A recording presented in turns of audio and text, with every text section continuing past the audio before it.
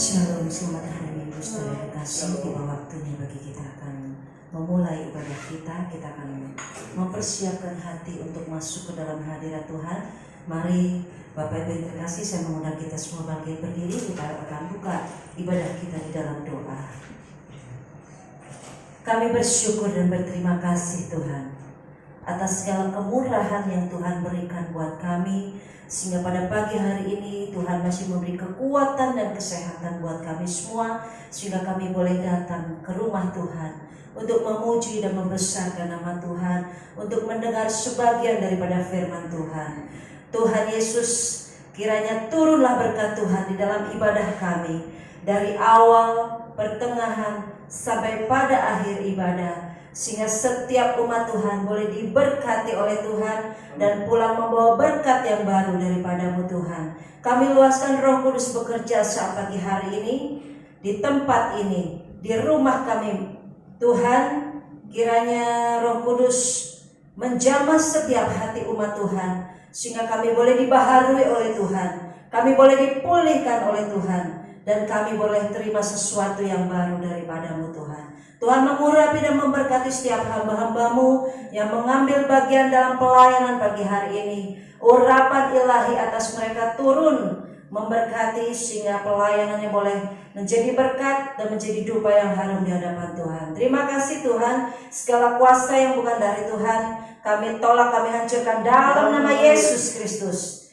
Terpujilah nama Tuhan. Kami teringat akan saudara-saudara kami yang masih dalam perjalanan. Kiranya Tuhan pimpin dan sertai setiap langkah mereka, sehingga mereka boleh tiba di tempat ini tepat pada waktunya tanpa ketinggalan berkat Tuhan. Terima kasih Tuhan. Sekali lagi Roh Kudus, bekerjalah di tempat ini, bekerjalah dalam setiap ruangan hati kami. Kami siap Tuhan untuk memuji, membesarkan nama-Mu dan mendengarkan firman-Mu. Di dalam nama Tuhan Yesus Kristus yang menjadi Tuhan dan Juru Selamat kami buka ibadah kami. Haleluya. Amin.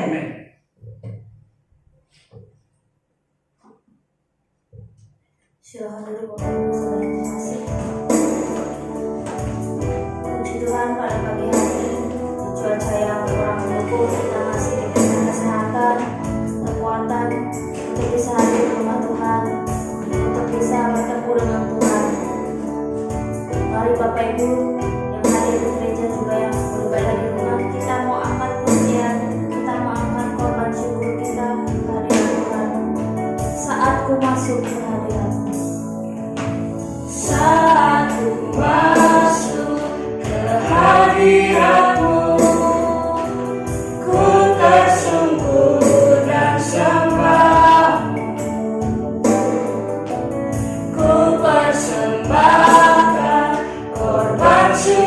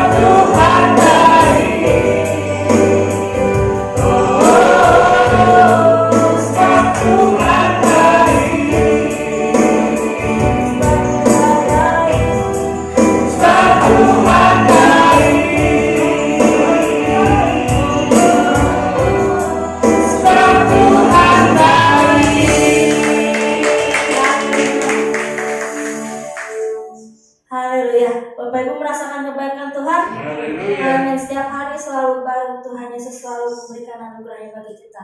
Mari dengan hati bersyukur kita membawa pujian bagi Tuhan kita Yesus Kristus.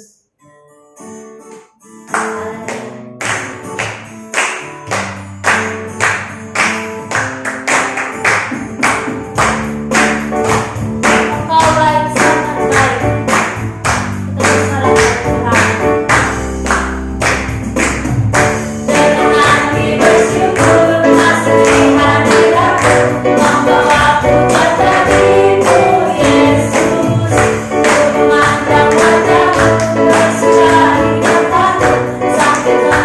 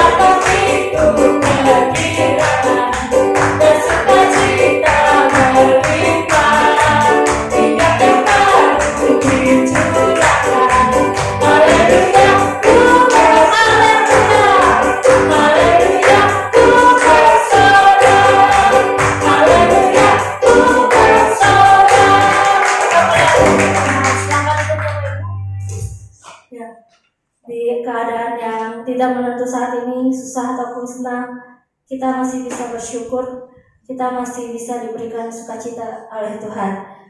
Oleh sebab itu, tiba saatnya kita memberikan persembahan yang pertama. Mari kita berikan yang terbaik bagi Tuhan. Aku diberkati. Aku diberkati sepanjang hidupku diberkati.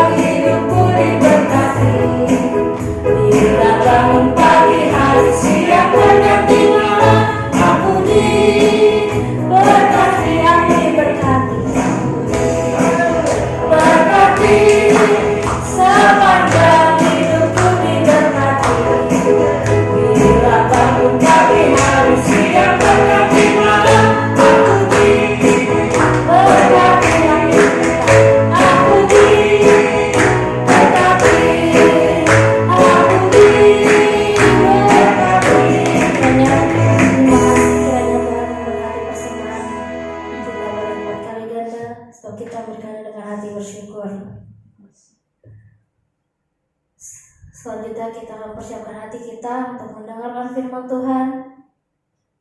Mari kita angkat sebuah lagu yang mengatakan, tanpa syarat.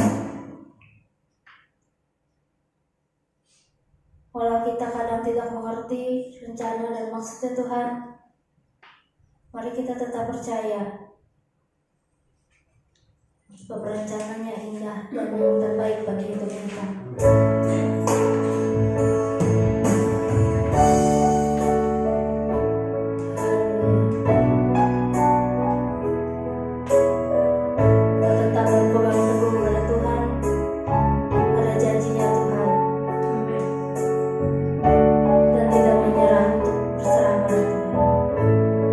Ku tak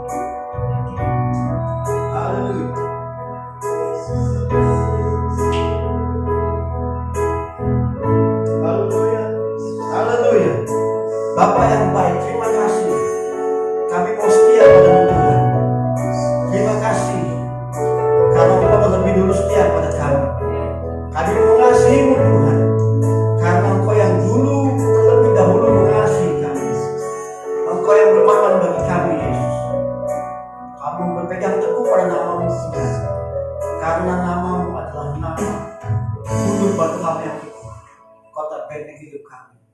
Karena namamu Yesus adalah penyelamat kami. Namamu Yesus adalah sumber kehidupan kami. Terima kasih Bapa.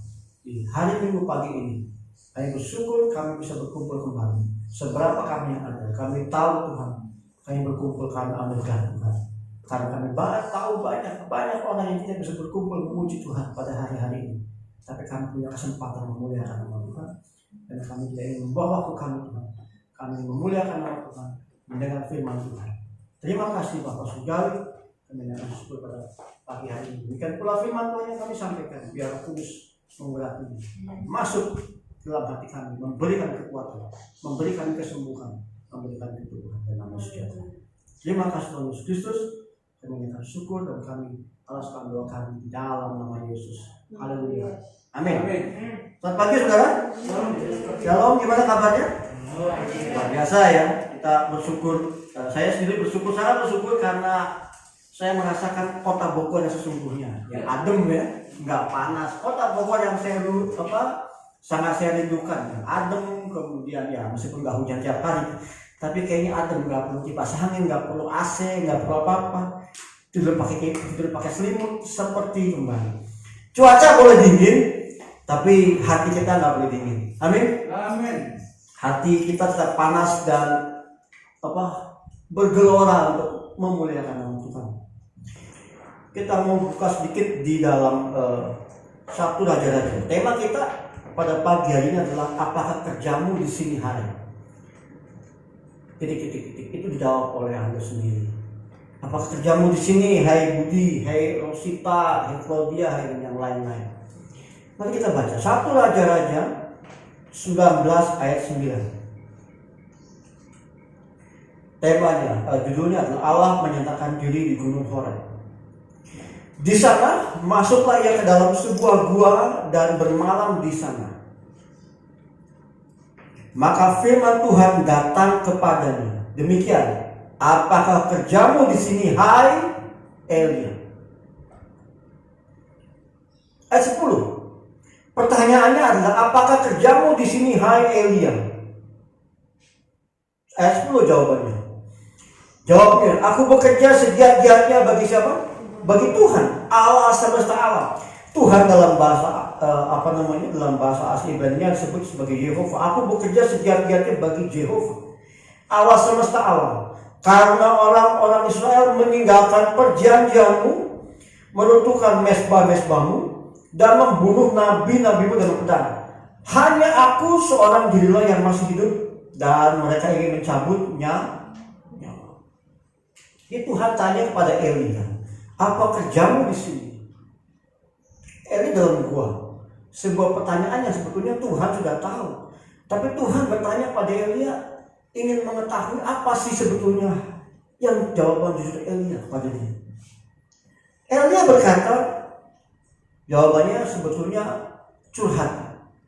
Aku bekerja bagimu Tuhan segiat-giatnya. Aku bekerja bagimu sebagai nabi. Tapi kok, dalam tanda kutip harusnya adalah kalau jawaban orang, tapi kok saya begini kondisinya. Nabi Elia curhat yang menggambarkan sebetulnya betapa sulitnya kondisi Elia. Dia sudah kerja giat bagi Tuhan, bersama dengan rekan-rekan nabinya, tapi nabinya dibunuh dan cuma dia yang hidup. Sebetulnya jawaban yang simpelnya adalah aku takut. Sebetulnya Elia takut. Dia terancam dan mereka ingin mencabut nyawaku. Terancam bukan? Kalau orang berkata, aduh, ada orang yang mencabut nyawaku, itu bukan main-main. Sebuah ancaman yang luar biasa. Rupanya Elia terancam. Oleh siapa dia terancam, saudara? Nah, naik sedikit. Kita lihat ayat yang kedua. Ini dia pengancamnya. Maka Isabel menyuruh seorang suruhan mengatakan kepada Elia, beginilah kiranya para Allahnya yang kecil ya, para ilah dewa menghukum aku. Bahkan lebih lagi daripada itu, jika besok kira-kira pada waktu ini aku tidak membuat nyawamu sama seperti nyawa salah seorang dari mereka itu. Wah, rupanya Elia mau dibunuh oleh seorang ratu bernama Isabel. Jawabannya apa? Seperti nyawa salah seorang dari mereka itu. Jadi rupanya sebelum Elia diancam, dia sudah membunuh. Membunuh siapa? Lihat ayat 1. Ketika Ahab memberitahukan kepada Isabel segala yang dilakukan Elia dan perihal Elia membunuh semua nabi itu dengan pedang. Oh, rupanya ada peristiwa sebelumnya di mana Elia membunuh nabi-nabi dengan pedang. Nabi siapa? Apakah Nabi Jehovah? Oh, kalau Nabi Jehovah nggak mungkin Tuhan kemudian menegur dia. Membunuh nabi-nabi siapa? Nabi-nabi Baal. Oke, mari kita kilas balik peristiwa sebelum Elia kabur. 1 Raja-Raja 17 ayat 1.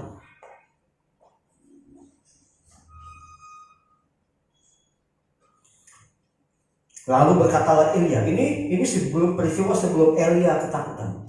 Lalu berkatalah Elia kepada Tisbe, dari Tisbe dilihat kepada Ahab. Ahab itu raja Israel pada waktu itu ya. Demi Tuhan yang hidup, Jehovah Israel yang kulayani, sesungguhnya tidak akan ada embun atau hujan pada tahun-tahun ini kecuali kalau kukan.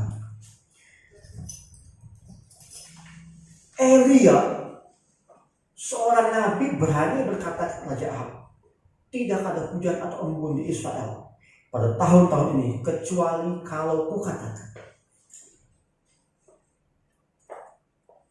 Dalam Yakobus 5:17 dikatakan selama 3 tahun dan 6 bulan, artinya 3,5 tahun tidak ada hujan. Yakobus 5:17 dijelaskan itu. Elia berkata tahun-tahun ini gak ada hujan embun. Yakobus mengatakan 3 tahun 6 bulan. Saudara bayangkan 3 tahun 6 bulan gak ada hujan, betapa panas. Sudah panas dan dia panas. Kenapa nih Elia berkata begini? Karena Ahab, raja Israel, raja yang sangat lemah.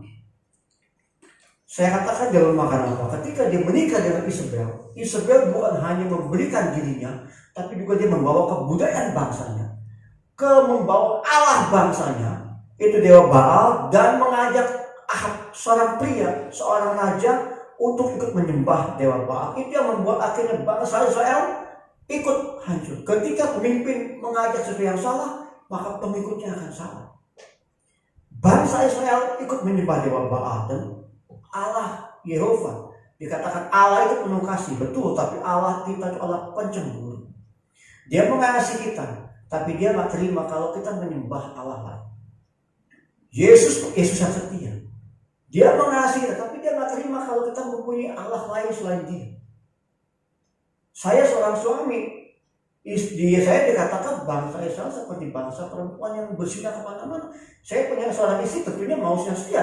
Saya punya seorang istri, punya suami yang setia, saling setia. Dan Allah juga mau dia punya umat yang setia. Ketika Ahab mengajak mereka masuk penyembahan dewa Baal, lalu terjadilah bangsa Israel sepuluh dan Allah marah, dan melalui orang bernama Elia, Allah berkata hujan tidak akan turun. Itu yang membuat Ahab ngamuk. Dan Elia kemudian dia bersembunyi. Ada ayatnya dia katakan di tepi sungai Kidron. Selama 3 tahun 6 bulan Allah membuat banyak mujizat buat Elia. Lihat, Elia mengalami hal-hal yang luar biasa. Dia tadi bernubuat, Allah pelihara dia. 1 Raja 18 17-18. Ketika kemarau sudah berjalan, pada waktunya Elia berkata, cukup, aku akan membuat hujan turun. Dan dia bertemu dengan Raja Ahab. Terus setelah dia mengalami mujizat, orang-orang Raja Ahab mencuri mencari di mana Elia. Karena Ahab berpikir, seorang yang lemah berpikir orang lain yang salah, tidak pernah melihat diri sendiri. Saya katakan kepada banyak teman, kalau dalam pekerjaan bos mana, saya belajar melihat diri sendiri. Dalam peraturan perusahaan, bos tidak pernah salah. Kalau bos salah, lihat nomor 1. Bos tidak pernah salah, jadi kita mesti melihat diri sendiri.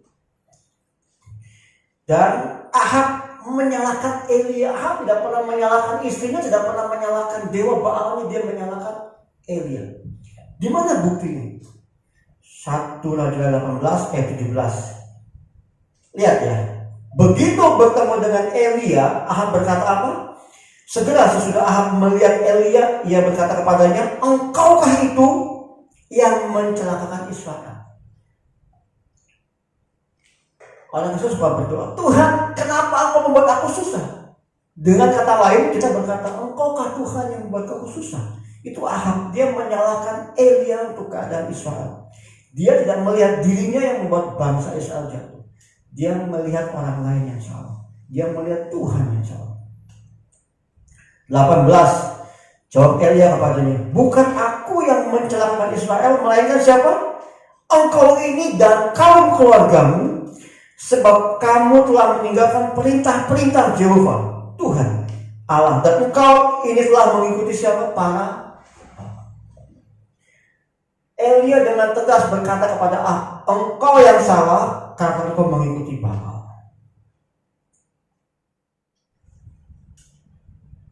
Elia berkata tegas, Ahab yang salah. Dia menuding raja, engkau yang salah. Berani bukan Elia?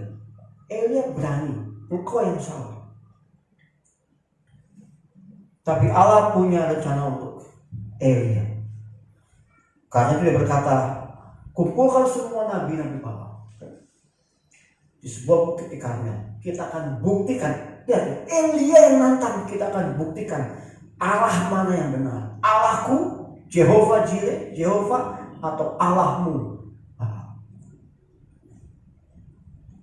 Kemudian peristiwa kedua, Elia melawan 450 nabi Baal. 1 Raja 18 ayat 22. Lihat ya, betapa Elia berani berkata. Lalu Elia berkata pada rakyat itu, hanya aku seorang diri yang tinggal sebagai nabi siapa? Nabi Tuhan. Padahal nabi-nabi Baal itu ada berapa jumlahnya saudara? 450 orang banyak.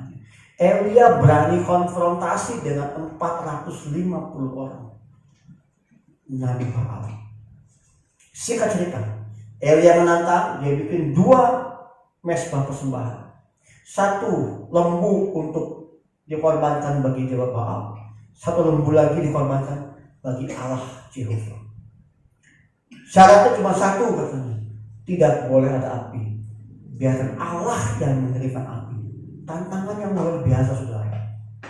Elia berani menantang, jangan pakai api, jangan pakai api. Biar buktikan Allahku Jehovah atau Allah Baal yang benar. Elia berani, imannya besar. Kemudian mereka berdoa, dipersilakan dulu oleh Elia, Nabi Baal berdoa. Nabi Baal berdoa, saudara kalau baca di firman Tuhan ya, kita mereka berdoa. 450 orang berdoa dengan suara yang sama. Saudara bayangkan betapa riuhnya, ramainya itu mereka berdoa. Saya yakin mereka doanya nggak pernah didengar oleh banyak bangsa Israel. Mereka berdoa dengan berteriak, bersuara.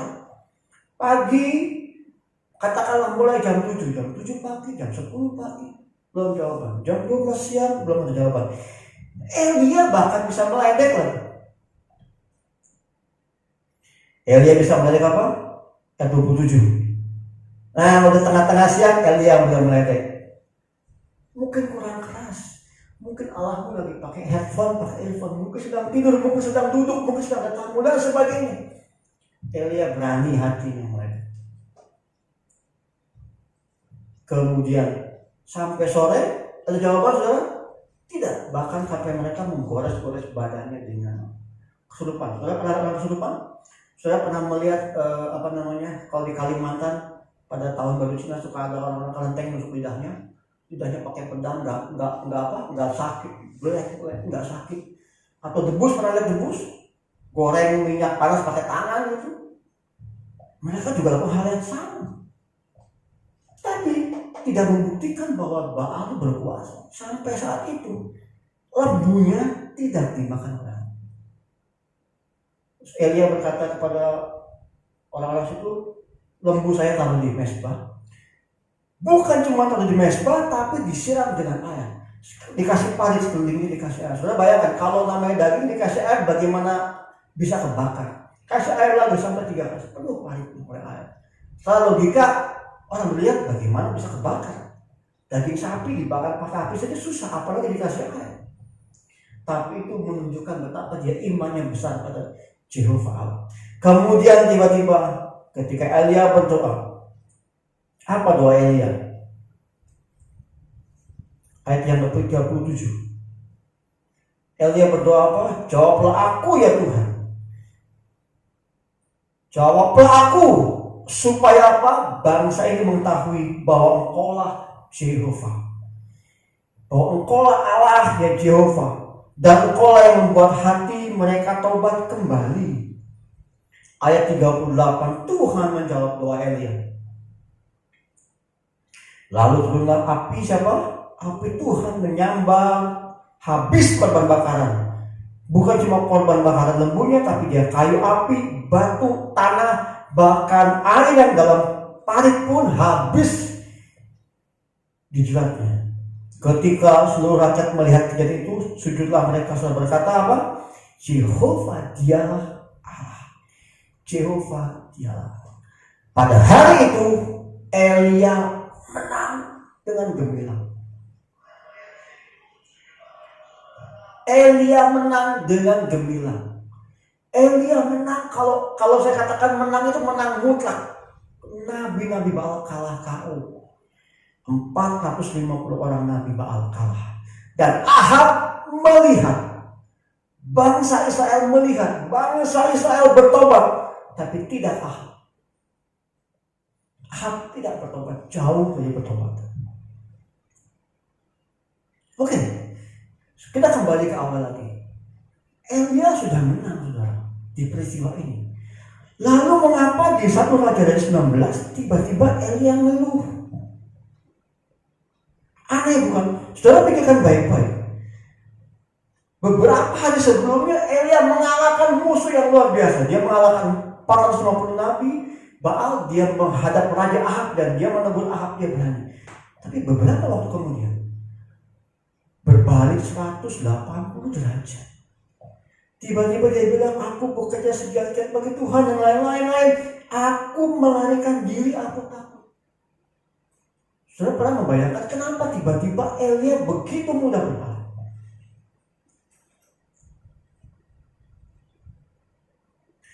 Katakanlah 3 hari yang lalu Elia menang mengalahkan Nabi Baal, mengalahkan Ahab, membuat bangsa Israel berbalik pada Tuhan. Dia melihat api Tuhan, menang, imannya luar biasa.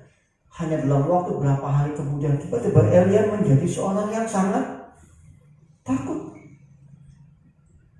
Takut sih oke. Tapi coba lihat ayat yang keempat, 1 Raja dari 19. Ayat yang keempat, logikanya di mana? Seorang yang baru menang minta mati. Maka takutlah ia. Lalu takutlah takutlah ia. Lalu bangkit dan pergi menyelamatkan nyawanya. Dan setelah masuk sampai Berseba yang termasuk wilayah Yehuda, ia meninggalkan bujang di sana. Dia bahkan meninggalkan bujang di sana, lari sendirian, saudara.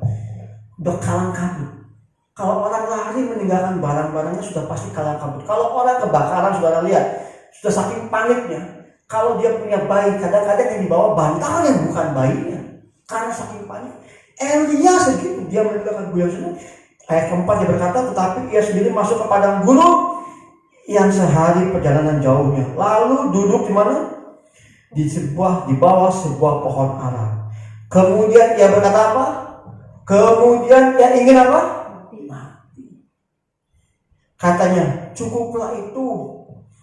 Sekarang ya Tuhan, ambillah nyawaku, sebab aku ini lebih baik daripada nenek moyangku. Saudara, di mana logikanya? Saudara, kalau saya habis menang melawan seorang yang kuat, yang banyak, tiba-tiba besoknya saya takut sama anak kecil. Di mana logika saya? Di mana logika orang melihat hari ini menang melawan orang yang gagah perkasa gede, besoknya kalah ribut dengan anak kecil?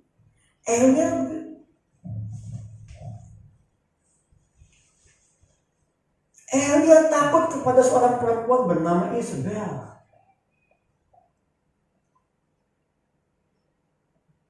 Elia berani menegur Ahab, face to face dengan Ahab, tapi Elia takut dengan ancaman seorang perempuan permaisuri bernama Isabel. Memang Isabel ini seorang yang berkuasa, saudara. Kalau saudara baca di dalam kisah raja tentang Raja Ahab, saudara akan mengambil kesimpulan bahwa Isabel lah yang mengatur Ahab, yang mengatur bagaimana dia memerintah, yang mengatur bagaimana dia mengambil hak orang. Ketika Ahab ingin kebun anggur Nabot gak mau jual, Isabel yang punya planning membunuh Nabot dan mengambil kebun anggur. Isabel seorang perempuan yang punya strategi, tapi dia kejam. Dan Isabel yang membawa Nabi dan Baal, yang membuat Ahab dan seluruh Israel turun. Isabel seorang perempuan yang kuat. Itulah kelemahan Ahab, dan Ahab meninggalkan Tuhan yang harusnya bisa membuat dia kuat. Demi seorang perempuan bernama Isabel dari bangsa lain. Dan Elia pun takut. Kalau sudah baca ini sebuah hal yang aneh. Elia menang, kemarin menang, hari takut. Bahkan dia pengen mati.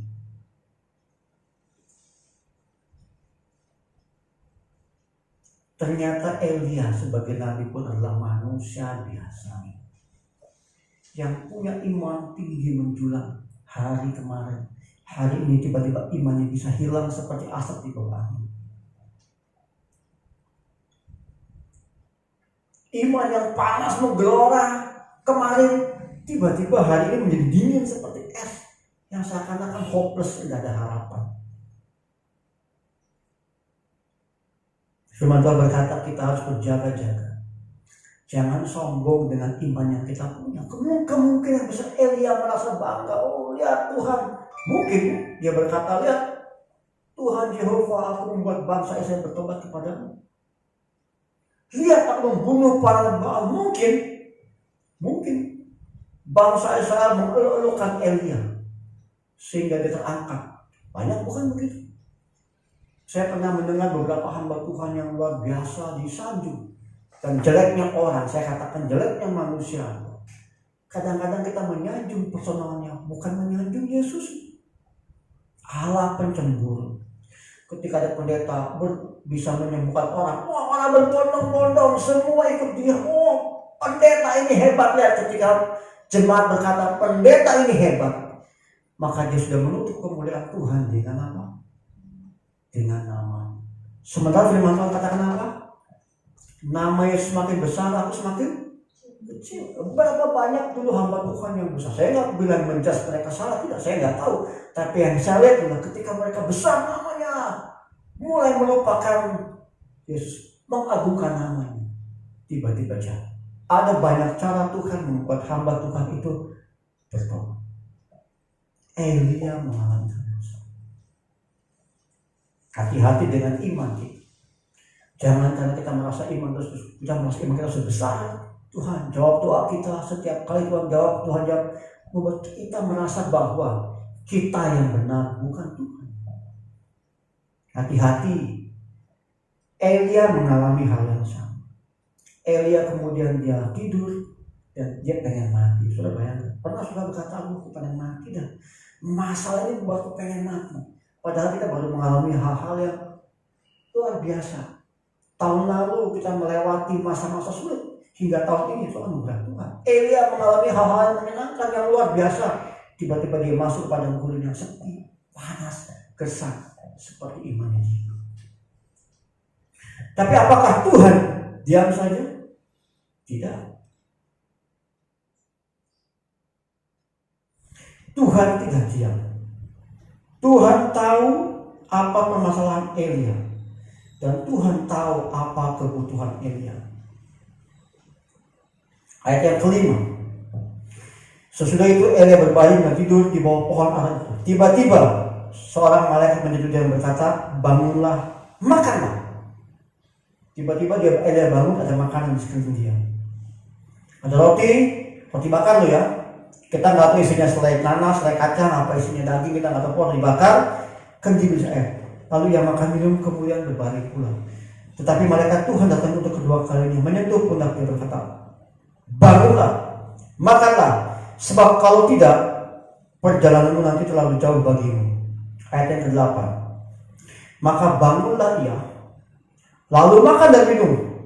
Terlihat, perhatikan baik-baik ya. Dan oleh kekuatan makanan itu ia berjalan berapa? 40 hari, 40 malam lamanya sampai ke gunung Allah, yaitu gunung Elia. Lemah. Kita bisa lemah, tapi Tuhan tahu hati kita, Tuhan tahu kelemahan kita, dan Tuhan tidak pernah membiarkannya. Karena itu dia memberi Elia makanan. Saya katakan, inilah makanan rohani yang Yesus katakan. Manusia bukan hidup dari roti saja, tetapi dari apa? Firman Allah. Makanan yang Elia makan adalah makanan rohani yang Tuhan suruh makan, yang Tuhan bentuk menjadi makanan fisik. Saya bertanya pada saudara, makan apa yang membuat kita bisa 40 hari kenyang? Kalau ada yang bisa bikin itu, habislah watak di seluruh dunia. Orang makan satu 40 hari, saudara gak lapar-lapar. Makan satu pil 40 hari, dia gak merasa lapar. Restoran akan bangkrut. Perempuan banyak yang senang karena dia makan satu pil 40 hari gak makan, dia bisa diet. Tidak ada satupun makanan yang bisa membuat orang 40 hari, 40 malam dia bertahan. Inilah firman Tuhan. Secara latihan itu makanan, tapi inilah firman Tuhan. Ingat, sebelum memulai misi pekabaran Injil, Yesus puasa berapa lama? 40 hari, 40 malam. Waktunya sama. Yesus makan makanan rohani. Dan ini yang Yesus katakan, bukan roti yang kita butuhkan, tapi juga makanan rohani. Karena itu saudara yang punya iman merasa besar, sudah mulai meninggalkan firman Tuhan, sudah mulai pelan-pelan akan kehilangan iman. Elia diberikan lagi makan. Elia yang seorang nabi besar pun bahkan perlu makanan rohani. Apalagi kita.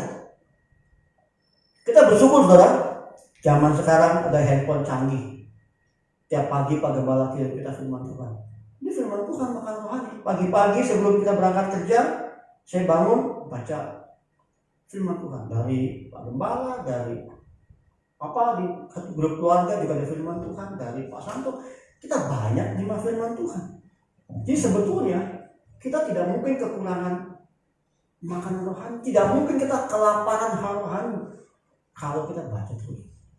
Alkitab juga di handphone juga, kita nggak perlu bawa kita betul-betul, tinggal dibuka ayat kita baca. Elia mungkin merasa sombong ketika dia menang. Hal yang sama mungkin kita alami. Hati-hati. Tapi Tuhan memulihkan Elia dengan makanan firman. 40 hari 40 malam Elia berjalan setelah dia menerima makanan rohani. Kalau kita merasa ada kelemahan, saya katakan kepada saudara, kembali ke mana? Firman Tuhan. Ada banyak orang pintar, ada banyak psikolog yang bisa memberi nasihat. Zaman sekarang dokter.com ya kan ada, saya tanya, ada kelompok-kelompok psikolog yang memberikan saran. Saya katakan mereka nggak salah. Saya nggak bilang mereka salah. Kalau sudah minta nasihat ke dalam pintar, maksudnya bukan dukun ya, bukan peramal, tapi orang-orang pintar misalkan psikolog. Tapi sebelum sudah ke mereka, sudah kembali dulu pada firman Tuhan. Saya katakan firman Tuhan memberikan jawaban langsung tidak langsung, baik itu firman Allah langsung, baik itu melalui peristiwa-peristiwa maupun itu perkataan-perkataan dari Daud melalui Mazmur. Saudara kalau sudah lemah hati, saudara baca Mazmur, saudara akan melihat karena Mazmur berkata, yang berkata siapa? Yang berkata seorang manusia sama seperti kita, yang dia kuat, yang dia lemah, yang dia berdosa, dia bertobat, dia mengalami hal-hal yang menyedihkan, mengalami hal-hal yang menyenangkan, sama seperti kita. Dan Tuhan bicara melalui Mazmur untuk menunjukkan pada kita bahwa kita pun juga sama seperti Daud, sama seperti Salomo, sama seperti Musa yang bicara pada Tuhan, yang punya kelemahan, yang punya kelebihan, yang kita belajar bagaimana bangun setelah kita jatuh. Saya nggak minta saudara puasa 40 malam, sulit. Saya nggak tahu ada nggak orang yang bisa puasa 40 karena menurut pendapat ilmuwan, orang bisa nggak makan 10 hari bisa. Tapi orang tidak minum 3-4 hari pun sudah habis. Karena darah kita perlu air. Saya tidak tahu bisa dengan Elia, dengan Yesus. Tapi itu perkara Tuhan yang memberikan kekuatan. Tapi dalam hal ini kita belajar, kita butuh makanan rohani. Kita beruntung masih ibadah loh. Mulai minggu ini tidak ada ibadah lagi. Karena apa namanya? Saya katakan bukan ngomong COVID lagi, tapi banyak orang yang sudah mulai. Kita beruntung masih bisa ibadah, saudara. Ini anugerah Tuhan. Di tangga saya, di kompleks saya ada seorang hamba Tuhan dari gereja Advent, dia bilang sudah setahun dia nggak ibadah. Tetangga saya juga sudah setahun dia nggak ibadah. Anaknya sudah setahun nggak sekolah minggu, sama seperti kita, anak kita ya sudah setahun kayak bukan hanya Sarah sudah mulai bisa nyanyi, dia nggak bisa ibadah. Terakhir kita ibadah Natal itu sudah sangat luar biasa. Kita perlu makan rohani, saudara. Jangan pernah merasa bangga dengan iman kita. Jangan kita merasa bahwa Tuhan, saya sudah bekerja bagi Tuhan, saya sudah melayani Tuhan sekian puluh tahun, sudah cukup, saya sudah mampu. Ketika orang berkata dia mampu tanpa Tuhan, itu sudah mengejar. Tahun lalu kita melewati masa yang sulit. Dalam pekerjaan saya pun juga sulit. Saya begitu masuk pekerjaan kondisi sulit. Pekerjaan saya marketing, sales. Ibu juga tahu marketing, punya target. Saya tidak pernah mencapai target jauh dari target itu. Saya katakan di pusat itu, sales yang paling lama cuma saya yang bertahan di luar family. Yang lain 6 bulan keluar, 4 bulan keluar, 8 bulan keluar. Saya bertahan setahun sampai sekarang. Meskipun ada yang bilang itu karena temennya masukin. Oke, teman saya masukin, tapi saya tahu Tuhan bekerja buat saya menjaga saya di sini. Sampai melewati tahun yang teman. Bayangkan, tahun lalu kalau saya nggak bekerja, kondisi sulit, tidak bekerja. Anak istri bagaimana? Kalau saudara masih bisa punya pekerjaan tahun ini, saya selalu katakan itu anugerah Tuhan. Kalau kita masih punya gaji, dagangan masih laku, itu anugerah Tuhan. Karena betapa banyak teman-teman di luar sana berkata, saya dipotong gaji, tidak punya ini. Jaga hati. Petrus berkata apa? Iblis berkeliling seperti apa? Seperti singa. 1 Petrus 5 ayat yang ke-8. Hati-hati. Banyak pelayan Tuhan sudah lupa dengan ini. Mereka merasa aku sudah melayani Tuhan, rutin tiap minggu, tiap hari berdoa. Akhirnya merasa saya tidak butuh Tuhan lagi. 1 Petrus 5 ayat 8. Berjagalah, iblis berkeliling seperti apa? Iblis tidak pernah berhenti bekerja. Kita pun jangan pernah berhenti bekerja bagi Tuhan. Sekalipun cuma doa bagi jemaat, jangan pernah lupakan. Saudara pernah jadwal doa saudara bagi tiap hari apa? Saya berdoa pasti untuk keluarga, itu pasti. Tapi sebelum itu saya berdoa buat jemaat Tuhan di sini, jemaat Tuhan di sini, tim musik di sini, tim musik di Pluit. Karena kita banyak tantangan dalam pelayanan Tuhan. Untuk orang-orang tetangga kita, untuk teman-teman saya, untuk khusus orang yang kita doakan supaya diterima Tuhan. Saya berdoa khusus untuk seorang yang menerima Tuhan. Dia belum kenal Tuhan, tapi saya berdoa khusus buat dia supaya dia kenal Tuhan. Kita berdoa buat keluarga kita, buat mertua saya yang belum kenal Tuhan. Siapapun juga orang yang sudah doakan, bawa dalam doa. Jangan berpikir kapan jadinya Tuhan. Kalau saya berdoa Tuhan, saya ingin dia selamat, terus saya berpikir Tuhan udah sebulan gak selamat-selamat, dia gak kenal Tuhan. Jangan pernah berpikir kapan waktunya. Tugas kita hanya apa? Doakan dia. Waktunya Tuhan yang akan terlihat oleh kita, yang tidak pernah kita tahu. Kalau kita menentukan Tuhan, saya mau sebulan dia bertobat, terus gak sebulan dia bertobat, kita gak doa lagi. Tugas kita hanya berdoa.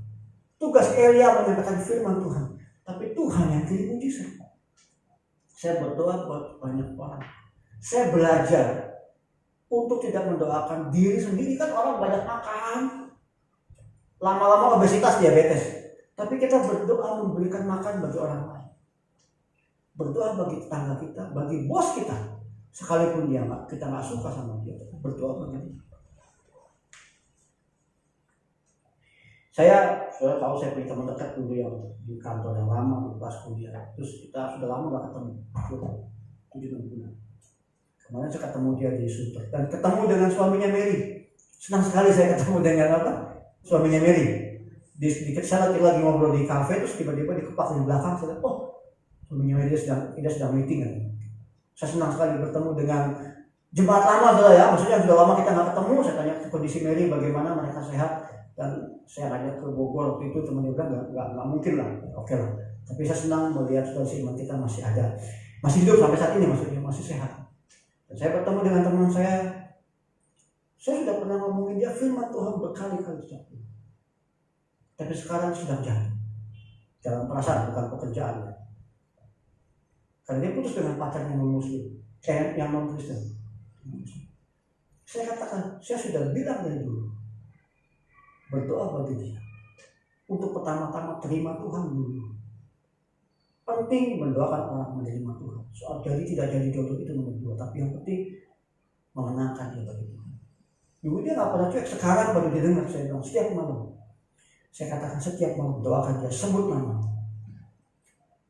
nama dia, minta Tuhan tolong dan jadi kehendak Tuhan untuk menjadi istri. Dan pertama-tama menangkan dia dulu sih, bukan soal jodoh kamu ya. Kalaupun yang menikah yang beda-beda agama bermasalah, tapi menangkan dia dulu. Saya berdoa supaya dia dimenangkan oleh Tuhan. Supaya apa? Supaya kenal Tuhan. Karena yang paling penting adalah keselamatan jiwa. Saya tantang dia berdoa. Akhirnya dia bilang setiap malam dia berdoa. Saya senang puji Tuhan.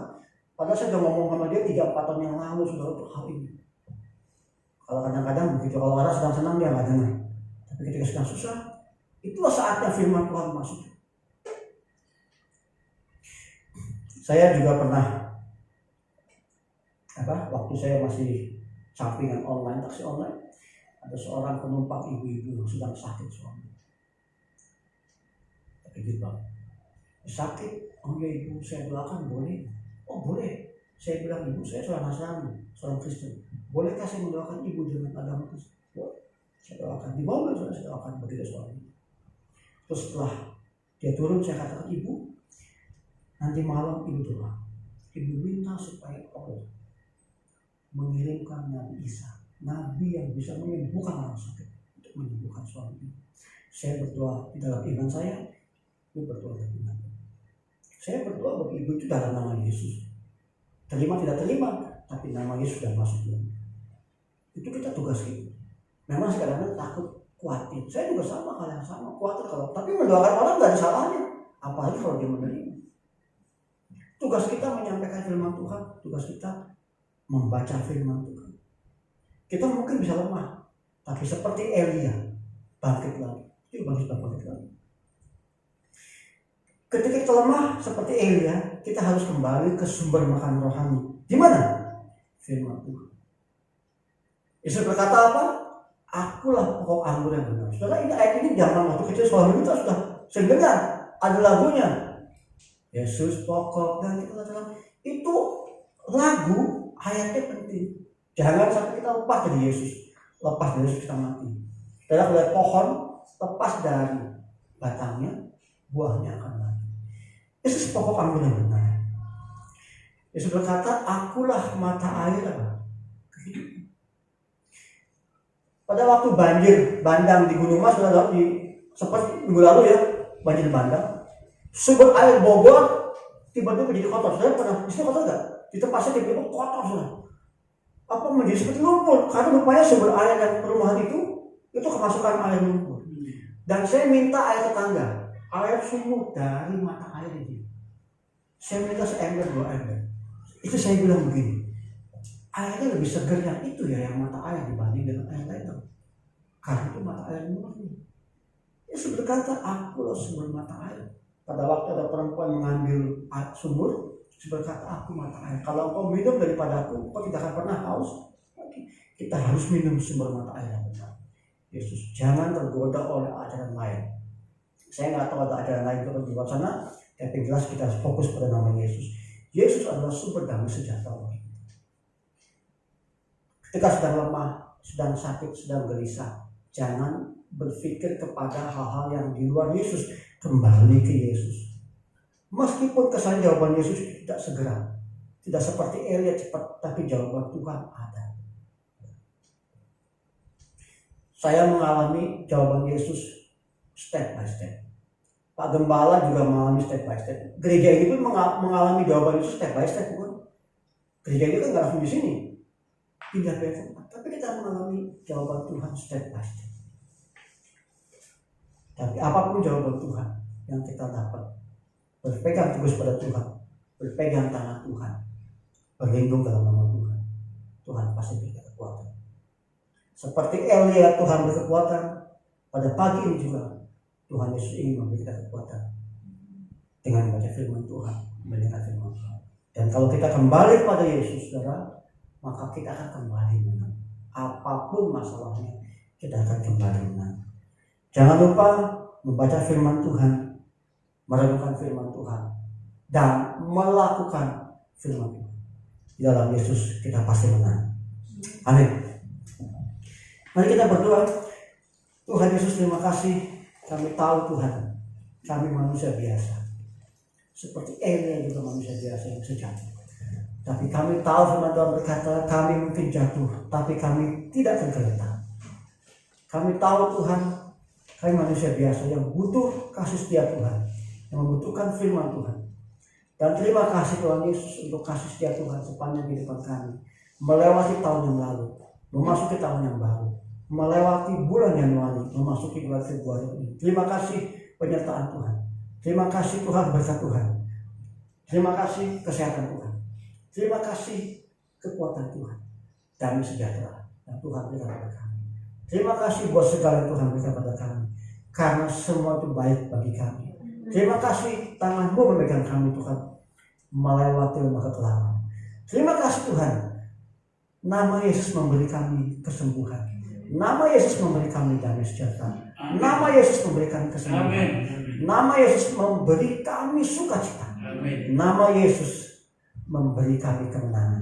Terima kasih Bapak Surgawi, biar firman Tuhan ini Roh Kudus Engkau urapi dalam hati jemaat, dalam hati yang mendengarkan langsung maupun melalui YouTube, dan biarkan hati-hati yang mendengar terjamah oleh kuasa Tuhan. Roh Kudus bekerja setelah firman Tuhan ini selesai. Terima kasih Bapak Surgawi. Terima kasih kalau kami semua sehat pagi hari ini. Dan kami serahkan ibadah pada pagi hari ini sesuai dengan tangan. Terima kasih Bapak Surgawi. Dalam nama Tuhan Yesus kami berdoa. Amin. Amin.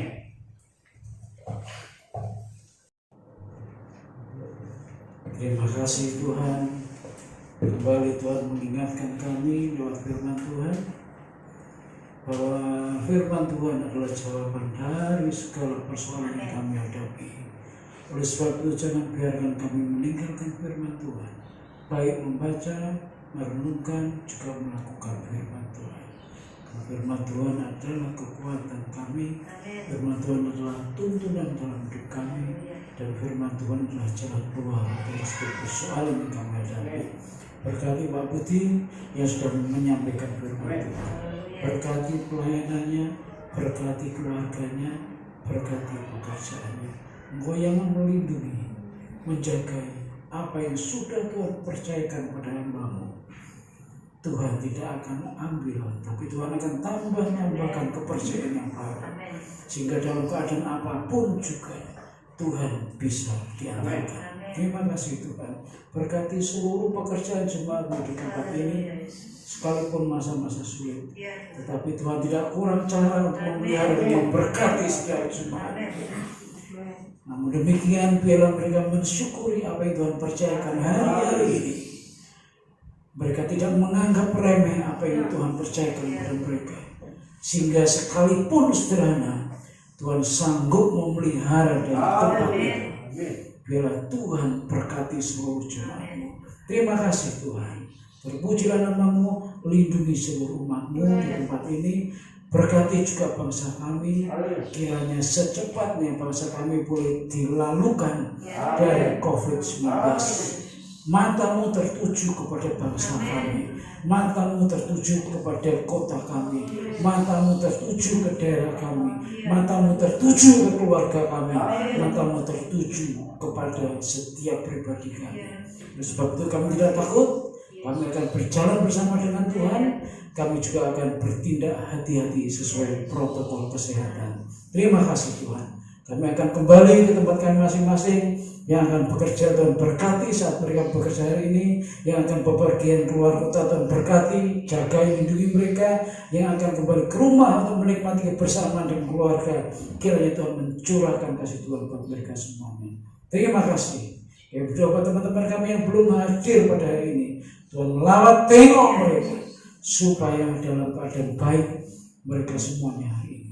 Kalau ada yang sakit Tuhan sembuhkan, kalau ada yang sedang susah Tuhan hiburkan, kalau ada yang menghadapi jalan buntu Tuhan buka jalan, dan besok minggu mereka boleh hadir untuk memuliakan nama Tuhan. Terima kasih. Kami akan pulang bersama-sama dengan membawa berkat kasih karunia dari Allah Bapa, penyertaan dari Tuhan Yesus Kristus, dan persekutuan dengan Roh Kudus akan memimpin menyertai kita dari saat ini sampai Maranatha Tuhan datang. Kami berdoa.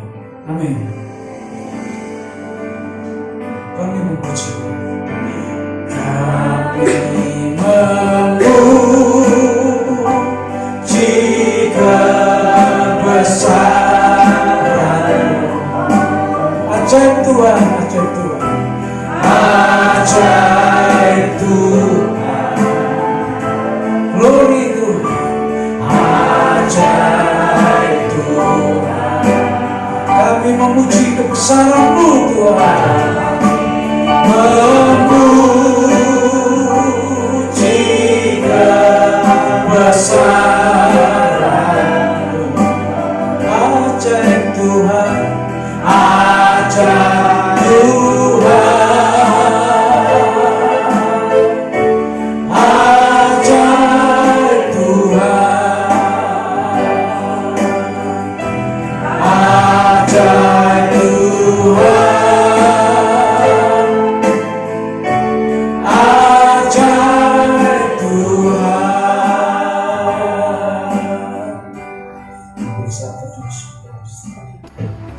And you are waymaker, miracle worker, promise keeper, light in the darkness, my God, that is who you are.